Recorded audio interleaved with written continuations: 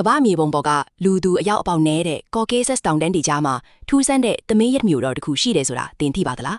ဒါဟာရုရှားနိုင်ငံတောင်ပိုင်းကအင်ဂူရှက်တီယာနဲ့ချေချင်ညာဒေသတွေမှာရှိတဲ့ Vaynak လူမျိုးတွေရဲ့နှစ်ပေါင်းရာချီသက်တမ်းရှိတဲ့လွတ်ရွက်ချက်တစ်ခုပါဒီဒေသမှာအလဲခေတ်ကတည်းကတိစောက်ခဲ့တဲ့ထူးဆန်းတဲ့ကြောက်မျောစင်ရဲတိုက်ကြီးတွေရှိပါတယ်အဲ့ဒီခေတ်ကထူးခြားတဲ့စီးမြင့်တစ်ခုကတော့မျောစင်တစ်ခုကိုတိစောက်တဲ့အခါ365ရက်တစ်နှစ်အတွင်းအပြီးမတိစောက်နိုင်ရင်အဲ့ဒီမိသားစုဟာသူရဲဘောကြောင်သူတွေအဖြစ်သတ်မှတ်ခံရပြီးမျောစင်ကိုလည်းဖျက်ဆီးပေးရပါတယ်ဒါပေမဲ့အထူးခြားဆုံးကတော့ Dargavs လို့ခေါ်တဲ့နေရာပါအဲ့ဒီမှာလူနေအိမ်လေးတွေနဲ့တူတဲ့ကြောက်အိမ်ငယ်လေးပေါင်း99ခုရှိပါတယ်ဒါဟာတကယ်တော့အိမ်မဟုတ်ပဲလူသေးကိုထားတဲ့ဂူးတင်ချိုင်းတွေပါဆက်ရှိရာစုကယောဂါဆိုကြီးဖြစ်ပွားခဲ့စဉ်ကယောဂါကူးဆက်ခံရတဲ့ဒေသခံတွေဟာသူတို့ရဲ့မိသားစုဝင်တွေကိုယောဂါမကူးဆက်စေဖို့အတွက်ဒီကြောက်အိမ်လေးတွေထဲကိုရိတ်ခအနှင်းငယ်ယူပြီးကိုယ်တဘောနဲ့ကိုတွားရောက်အထီးချမ်းနေထိုင်ခဲ့ကြပါတယ်သူတို့ဟာအဲ့ဒီအိမ်လေးတွေထဲမှာပဲတေဆုံးချိန်ကိုအေးအေးလူလူစောင့်ဆိုင်ခဲ့ကြတာပါ